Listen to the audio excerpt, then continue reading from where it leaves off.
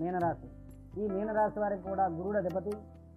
వీరి ఆలోచన సరళిలో మార్పులు ఎక్కువగా ఉంటాయి. గోచార రీత్యా మీనరాశిలో రాహు ఉన్నందువలన అపోహాలు ఎక్కువగా ఉంటాయి. వీరి మీద అపోహాలు వస్తుంటాయి.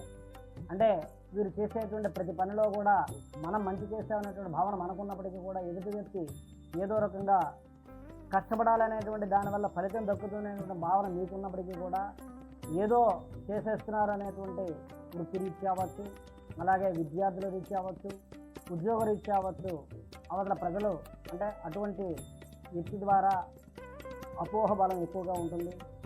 అలాగనే మీలో మీకు మార్పు ఎక్కువగా వచ్చినందువల్ల కుటుంబంలో నిరంకుశత్వం ఎక్కువ ఏర్పడి మనస్పర్ధలు వచ్చే అవకాశం కనబడుతోంది. కోపాలకు నిరాశకు గురి అవుతారు. చేసేటువంటి ప్రతి పని యందు కూడా తగినటువంటి ఫలితం దక్కకపోవటం వలన మాటలు పడుట జరుగుతుంది. అలాగే అర్ధాంతరంగా మీరు చేసేటువంటి పనులన్నీ కూడా ఆగి ఆశ్చర్యానికి గురి చేసేటువంటి, ఆందోళనకు గురి చేసేటువంటి విషయాలు కూడా కలిగి చేసే అవకాశం కనబడుతోంది. అలాగనే వీరు కూడా ఇతరుల ద్వారా సంభాషణ జరిపేటప్పుడు మాట పట్టింపుగా ఉంటాయి.